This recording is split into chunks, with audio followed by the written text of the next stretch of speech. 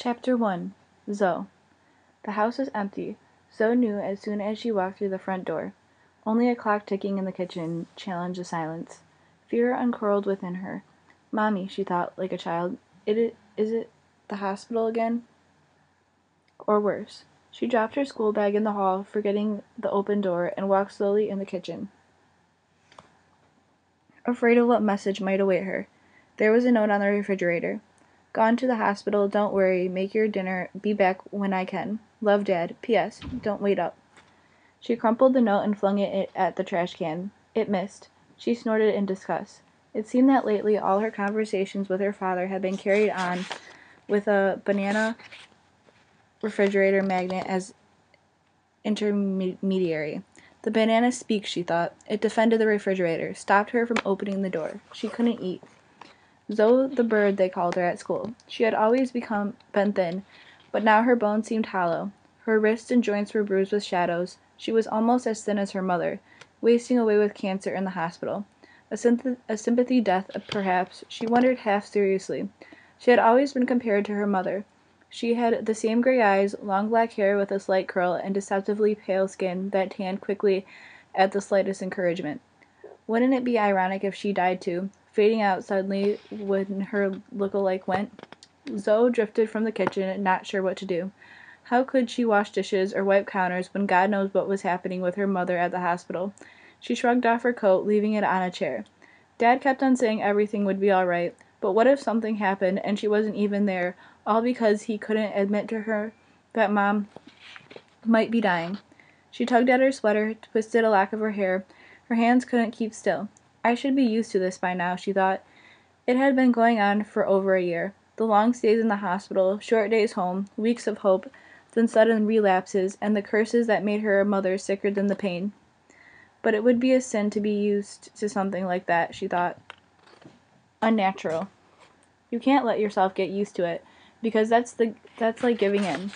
She paused in the dining room. It was sparsely furnished with a long antique trestle table and chairs that almost all matched, but the walls were a fanfare to her mother's life. They gave a home to the large, bright, splashy oils that Anne Sutcliffe painted. Pictures charged with bold emotions, full of laughing people who leapt and swirled and sang. Like Mom, Zoe thought, like Mom used to. And that's when they were differed. For Zoe wrote quiet poetry suffused with twilight and questions. It's not even good poetry, she thought. I don't have talent. It's her.